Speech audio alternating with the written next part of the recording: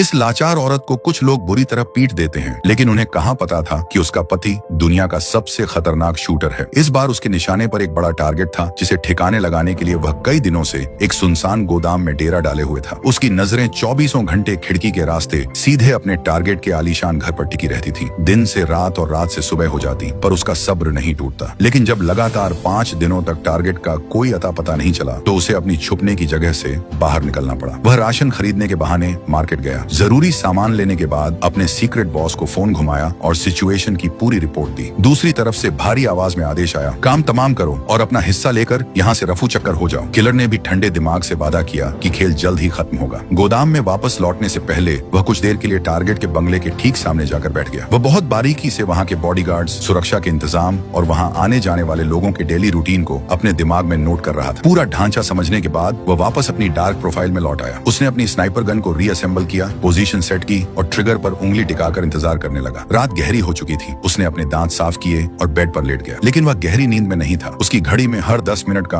Alarm set था। Alarm बजता, वह उठता, खिड़की से दूरबीन के जरिए टारगेट के घर को चेक करता और फिर लेट जाता। आधी रात के सन्नाटे को चीरती हुई कुछ आहटें उसके कानों में पड़ी। उसने लेंस से देखा, टारगेट आखिरकार घर लौट आया था और इस बार वह अकेला नहीं था, बल्कि अपने साथ एक डांसर को लेकर आया था। किलर ने बिना 1 सेकंड गंवाए अपनी गन उठाई और टारगेट को लॉक कर दिया। बदनसीब टारगेट को इस बात का जरा भी अंदाजा नहीं था कि मौत चंद इंच की दूरी पर उसका इंतजार कर रही है। कमरे के अंदर म्यूजिक बज उठा और वह औरत टारगेट के सामने डांस करने लगी। किलर ने मन ही मन पैंतरा बदला। जैसे ही टारगेट सोफे पर आराम से बैठेगा, मैं खोपड़ी उड़ा दूंगा। निशाना बिल्कुल पक्का था। उसने सांस रोकी और ट्रिगर दबा दिया, पर ठीक उसी माइक्रो सेकंड में वह डांसर घूमते हुए अचानक टारगेट के ठीक सामने आ गई। बुलेट सीधे डांसर के सीने को पार कर गई और वह मौके पर ही ढेर हो गई। किलर ने तुरंत दूसरी गोली दागनी चाही, लेकिन तब तक धमाके की आवाज सुनकर बॉडीगार्ड्स अलर्ट हो चुके थे और उन्होंने फुर्ती से खिड़की के मोटे पर्दे और दरवाजे बंद कर दिए। निशाना चूक चुका था और मिशन पूरी तरह फेल हो चुका था। एक प्रोफेशनल किलर की तरह उसने पैनिक होने के बजाय तुरंत अपनी गन को पैक किया, कमरे से अपने उंगलियों के निशान और सबूत मिटाए और पुलिस के आने से पहले ही उस अंधेरे गोदाम से हवा की तरह गायब हो गया। वारदात को अंजाम देने के बाद वह एक इलेक्ट्रिक स्कूटर पर सवार होकर भागने लगा। उसने रास्ते में अपने बैग का कुछ सामान बिखेर दिया ताकि पुलिस का ध्यान भटक जाए। शहर की सीमा पार करते ही उसने उस स्कूटर को भी सड़क किनारे लावारिस छोड़ दिया और अब वह पैदल आगे बढ़ने लगा। अपनी पहचान मिटाने का सिलसिला यही नहीं रुका। चलते चलते उसने अपने सिर का हेलमेट एक गहरी नदी में विसर्जित कर दिया और तेजी से एक ग्रोसरी स्टोर के पब्लिक वॉशरूम में घुस गया। उसने फुर्ती से अपनी दाढ़ी साफ की, चेहरा बदला, कपड़े चेंज किए और जाने से पहले पूरे बाथरूम को चमका दिया ताकि उसका एक भी फिंगरप्रिंट या डीएनए का कतरा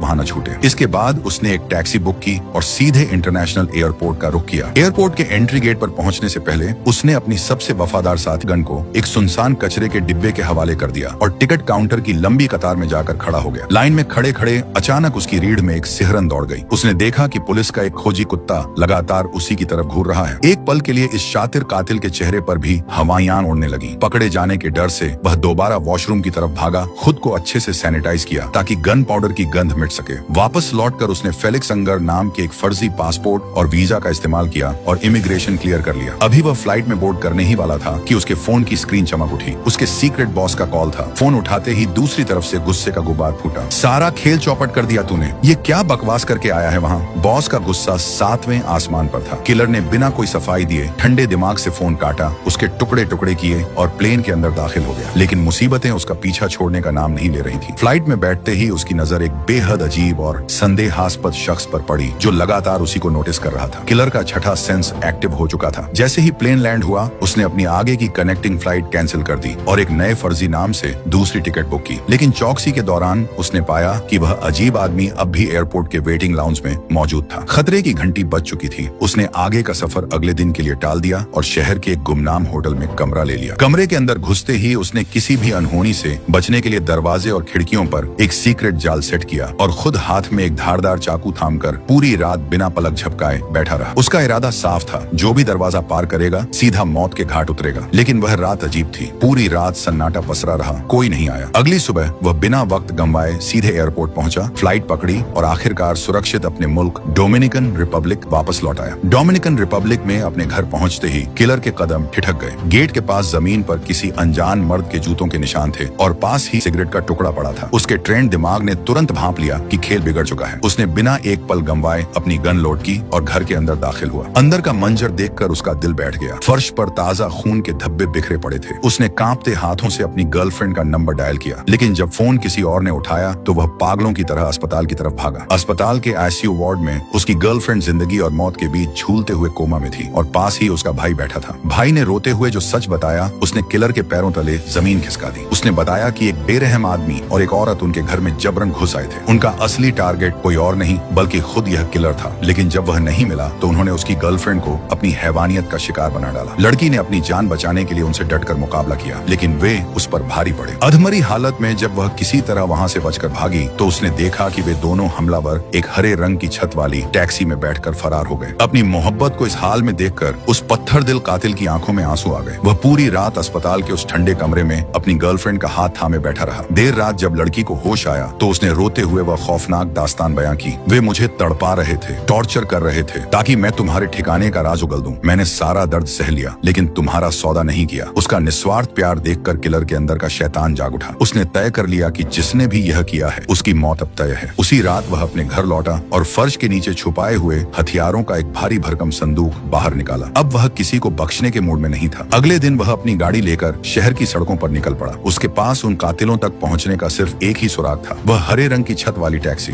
उसने पूरे शहर का कोना कोना छान मारा, हर चौराहे और गली में उस गाड़ी को तलाशा। जब सीधा रास्ता काम नहीं आया तो उसने अपनी रणनीति बदल दी। आधी रात के सन्नाटे में वह सीधे उस टैक्सी कंपनी के हेड ऑफिस में घुस गया। उसने सीधे मैनेजर के केबिन में दस्तक दी और गन पॉइंट पर उसे बंधक बना लिया। उसने ऑफिस के कंप्यूटर सिस्टम को हैक किया और उस खास रात का पूरा ट्रैवल डेटा खंगालने लगा। उसे उस टैक्सी ड्राइवर का नाम और नंबर चाहिए था जो उन दोनों हमलावरों को उसके घर से लेकर भागा था। जैसे ही स्क्रीन पर ड्राइवर की कुंडली सामने आई, उसने उसकी फाइल प्रिंट की और वहां से हवा की तरह गायब हो गया। अगली सुबह वह टैक्सी स्टैंड के बाहर किसी शिकारी की तरह घात लगाकर बैठ गया और ड्राइवर के आने का इंतजार करने लगा। जैसे ही ड्राइवर अपनी शिफ्ट के लिए आया, किलर ने एक पैसेंजर का नाटक किया और चुपके से उसकी टैक्सी की पिछली सीट पर सवार हो गया। उस ड्राइवर को अंदाजा भी नहीं था कि आज उसने अपनी गाड़ी में किसी सवारी को नहीं बल्कि साक्षात मौत को बिठाया है। गाड़ी शहर की सड़कों पर दौड़ रही थी और पीछे बैठा जल्लाद सही मौके का इंतजार कर रहा था। रास्ते में जब ड्राइवर ने कुछ पूछने के लिए पीछे मुड़कर देखा तो उसका हलक सूख गया। पीछे एक ठंडी गन की नली सीधे उसकी तरफ तनी हुई थी। ड्राइवर को लगा कि यह कोई मामूली लुटेरा है, इसलिए उसने तुरंत अपना बटुआ निकाला और किलर के आगे कर दिया। लेकिन इस कातिल को चंद रुपयों की भीख नहीं बल्कि अपने दुश्मनों का पता चाहिए था। उसने गन को ड्राइवर की खोपड़ी से सटाया और कड़कती आवाज में पूछा, उस रात उन 2 पैसेंजर्स को मेरे घर से उठाकर कहाँ छोड़ा था? अपनी जान पर बनी देख ड्राइवर का दिमाग बिजली की तरह दौड़ा और उसने डरते डरते सब सच उगलना शुरू कर दिया। उसने बताया, सर, मैंने उन दोनों को एक प्राइवेट चार्टर्ड एयरपोर्ट से पिक किया था और आपके बंगले तक छोड़ा था। मैं बाहर ही गाड़ी रोककर उनका इंतजार कर रहा था। जब वे वापस आए तो दोनों लहूलुहान और घायल लग रहे थे। खास तौर पर उस आदमी के पैर में बहुत गहरी चोट लगी थी। मुझे लगा बड़े लोग हैं, एयरपोर्ट से आना जाना है, इसलिए मैंने कोई सवाल नहीं पूछा और उन्हें वापस उसी प्राइवेट एयरपोर्ट पर ड्रॉप कर दिया। मुझे मेरे पैसे मिल गए सर, मेरा इस सब से कोई लेना देना नहीं है, मुझे मत मारना। सारे सुराग मिल चुके थे। कातिल के दिमाग में अब उन दोनों दुश्मनों का पूरा रूट मैप साफ था। उसने ठंडे लहजे में ड्राइवर को आदेश दिया, गाड़ी को किसी सुनसान जगह की तरफ मोड़ो। ड्राइवर गिड़गिड़ाने लगा, सर, आप जो कहेंगे मैं करूंगा। मैंने सब सच बता दिया, मुझे छोड़ दो। लेकिन प्रोफेशनल किलर कभी गवाह नहीं छोड़ते। इससे पहले कि ड्राइवर कुछ और समझ पाता, किलर ने उसे मौत की नींद सुला दिया। ड्राइवर का खेल खत्म करने के बाद कातिल ने एक बार फिर अपनी पहचान बदली। एक नए जाली पासपोर्ट और टिकट के दम पर वह सीधे न्यू ऑर्लिन्स जाने वाली फ्लाइट में सवार हो गया। उसका मकसद साफ था, उन दोनों शिकारियों को ढूंढना जिन्होंने उसकी मोहब्बत को लहूलुहान किया था। न्यू ऑर्लिन्स पहुंचते ही उसने अपनी ट्रैकिंग मिटाने के लिए एक वैन किराए पर ली और अपने एक सीक्रेट स्टोरेज हाउस पहुंचा। वहां से उसने कुछ चुनिंदा हथियार, साइलेंसर और नया आईडी कार्ड निकाला। वैन की नंबर प्लेट बदलते ही वह सीधे एक कमर्शियल क्लीनिंग कंपनी, सफाई एजेंसी के दफ्तर गया और खुद को बतौर सफाई कर्मचारी रजिस्टर करवा लिया। वर्दी और सफाई का जरूरी सामान लेकर वह सीधे अपनी ही एजेंसी के हेड ऑफिस यानी अपने सीक्रेट बॉस की कॉर्पोरेट बिल्डिंग के सामने जा खड़ा हुआ। अंदर घुसने के लिए सफाई वाले का भेष सबसे मुफीद था, लेकिन तभी उसे पता चला कि हाई सिक्योरिटी जोन होने की वजह से अंदर जाने के लिए डिजिटल एक्सेस पास की जरूरत थी। वह समझ गया कि जल्दबाजी में गेम बिगड़ सकता है, इसलिए वह सही मौके का इंतजार करने लगा। तभी उसकी नजर एक डिलीवरी वैन पर पड़ी जो बिल्डिंग के अंदर भारी सामान ले जा रही थी। किलर के शातिर दिमाग ने तुरंत एक पैंतरा चला। उसने कचरे का एक बड़ा कंटेनर उठाया और दरवाजे की तरफ इस तरह बढ़ने लगा। अंदर पहुंचते ही किलर ने थोड़ी देर पोंछा लगाने का नाटक किया और जैसे ही डिलीवरी बॉय वहां से हटा, उसने अपनी वर्दी के नीचे छुपाया हुआ हथियार बाहर निकाल लिया। वह सीधे अपने बॉस के केबिन की तरफ बढ़ा। दरवाजा खोलते ही उसकी नजर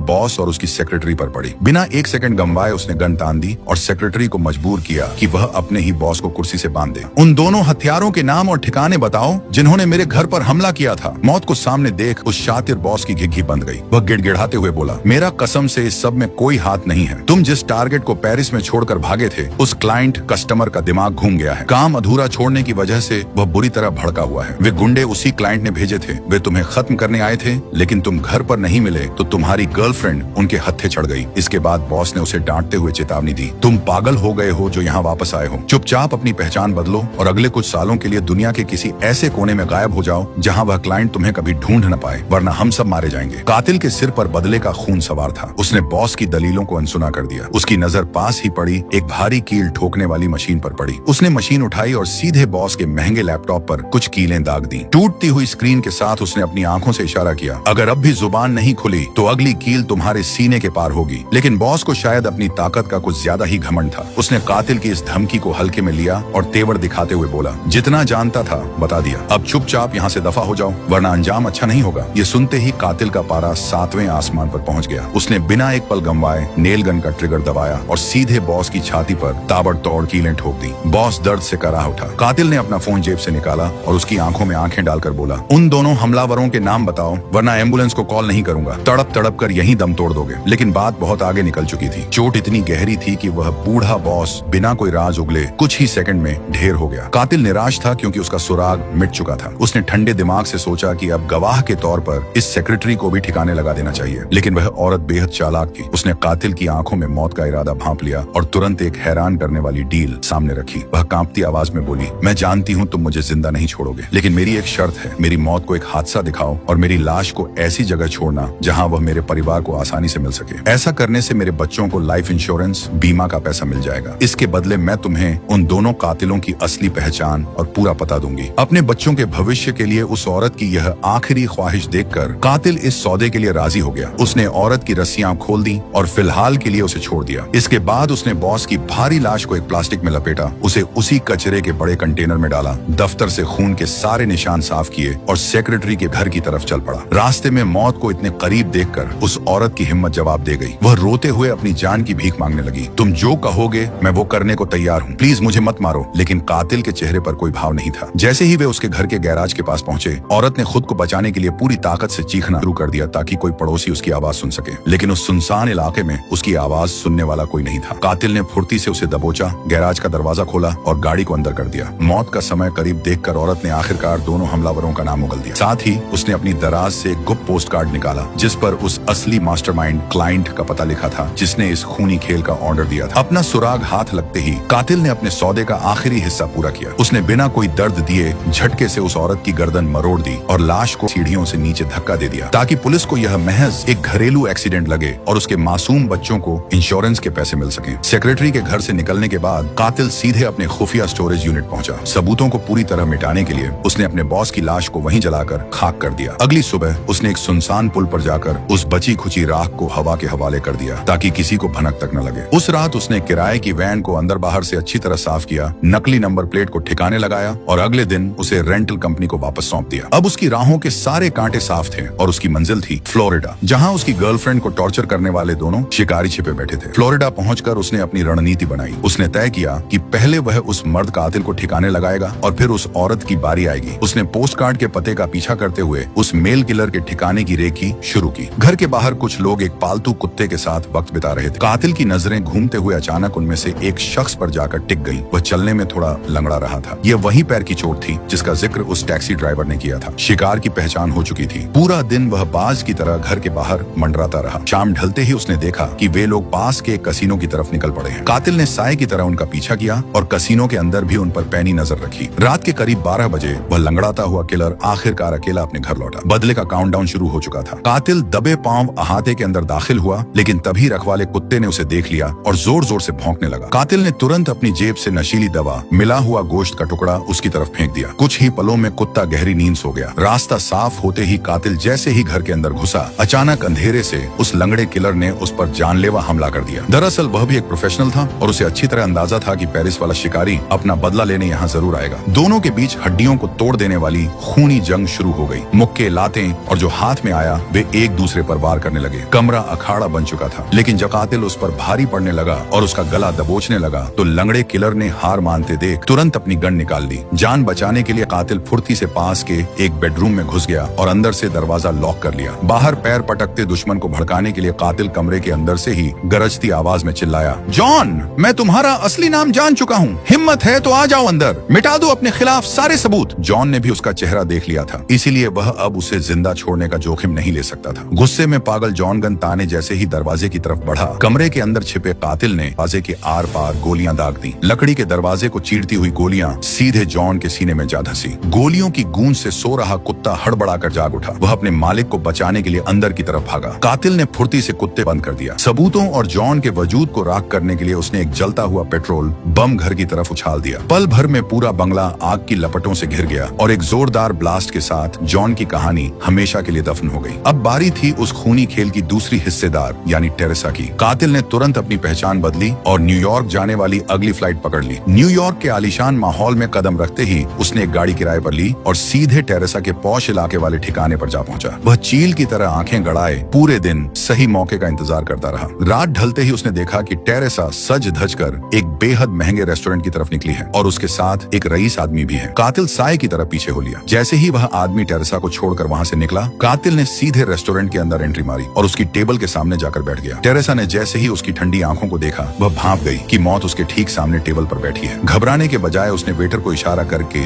एक बेहद महंगी ड्रिंक ऑर्डर की और ग्लास घुमाते हुए ठंडे लहजे में पूछा, तो तुमने हमारे हैंडलर बॉस को ठिकाने लगा दिया? कातिल ने बिना कुछ बोले बस खामोशी से हाँ में अपना सिर हिला दिया। टेरेसा ने ड्रिंक की चुस्की ली और अपनी सफाई पेश करते हुए बोली, देखो, मेरा तुमसे या तुम्हारी उस लड़की से कोई निजी झगड़ा नहीं था। हम सिर्फ क्लाइंट के दिए पैसों के लिए काम कर रहे थे। सच कहूँ तो मैं खुद टॉर्चर के सख्त खिलाफ थी। मेरा काम सिर्फ तुम्हें सीधे रास्ते मौत की नींद सुलाना था। पर जब तुम अपने घर पर नहीं मिले तो मेरे उस पागल साथी जॉन ने तुम्हारी गर्लफ्रेंड पर अपना गुस्सा निकाल दिया। टेरेसा की इस चिकनी चुपड़ी बातों का कातिल पर रत्ती भर भी असर नहीं हुआ। उसने अपनी जेब में गन पर हाथ टिकाया और बर्फ जैसी ठंडी आवाज में कहा, कहानी अच्छी है पर मैं तुम्हें जिंदा नहीं छोड़ूंगा। टेरेसा समझ गई कि यहाँ तमाशा करने से कोई फायदा नहीं है। वह चुपचाप उठी और कातिल के साथ रेस्टोरेंट से बाहर एक सुनसान और अंधेरे पार्क की तरफ चल दी ताकि इस खूनी खेल का आखिरी फैसला किया जा सके। पार्क की ढलान वाली सीढ़ियां उतरते समय अचानक टेरेसा का पैर फिसला और वह लड़खड़ाकर गिर पड़ी। उसने बेबसी का नाटक करते हुए कातिल की तरफ मदद के लिए अपना हाथ बढ़ाया, लेकिन कातिल कोई नौसिखिया नहीं था। उसने उसकी आंखों में छिपा फरेब पढ़ लिया और उसकी छाती पर गोली दाग। टेरेसा की आस्तीन के अंदर एक बेहद धारदार छुरी छिपी हुई थी। अगर वह उसकी मदद के लिए हाथ बढ़ाता तो वह छुरी सीधे कातिल के गले के पार होती। एक और शिकारी का अंत हो चुका था और सीधे शिकागो जाने वाली फ्लाइट पकड़ ली। अब उसकी गन की नली सीधे उस महा मास्टरमाइंड यानी उस क्लाइंट की तरफ मुड़ने वाली थी जिसने इस पूरे खूनी तांडव की पटकथा लिखी थी। शिकागो पहुंचकर जब कातिल ने उस क्लाइंट की कुंडली खंगाली तो उसे एहसास हुआ कि यह शिकार बाकी सबसे अलग है। वह आदमी अथाह पैसे और ऊंचे रसूख वाला एक अरबपति था जिसकी सुरक्षा को भेदना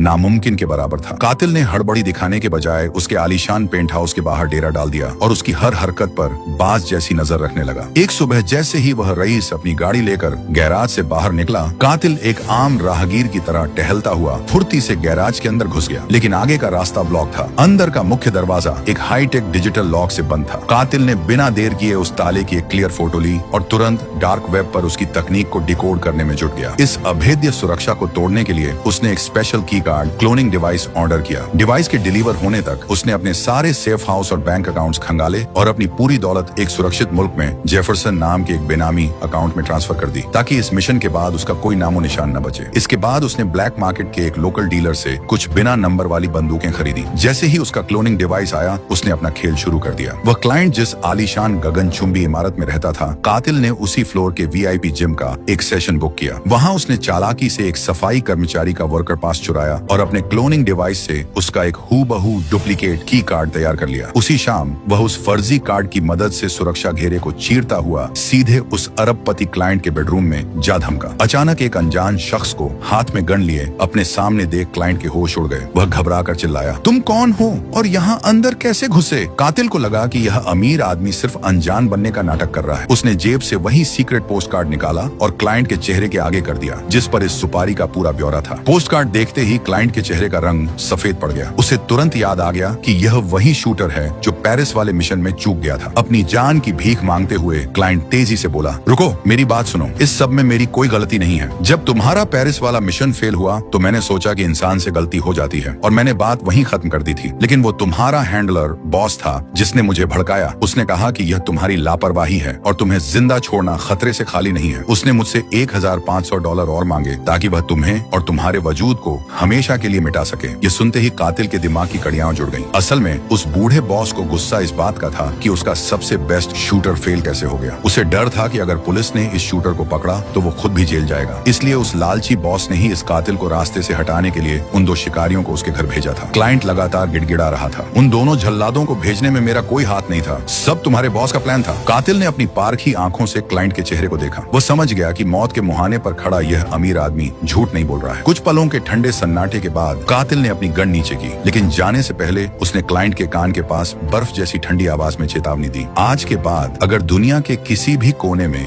मेरी पहचान उजागर हुई तो अगली बार मैं बात करने नहीं आऊंगा। खौफ से कांपते हुए क्लाइंट ने हाँ में सिर हिला दिया। सारे हिसाब किताब छुकता हो चुके थे, नफरत की आग शांत हो चुकी थी। कातिल वहां से चुपचाप निकला और सीधे अपने मुल्क डोमिनिकन रिपब्लिक वापस लौट आया। घर पहुंचकर उसने देखा कि उसकी गर्लफ्रेंड अब पहले से काफी बेहतर थी और कोमा से बाहर आ चुकी थी। उसने अपनी जिंदगी की आखिरी गन को हमेशा के लिए जमीन में दफन कर दिया। खून और बारूद के उस काले रास्ते को छोड़कर वह अब अपनी प्रेमिका के साथ एक बेहद शांत और आम इंसान की तरह जिंदगी गुजारने लगा। अगर आपको ये कहानी अच्छी लगी हो तो चैनल को सब्सक्राइब कर लीजिए।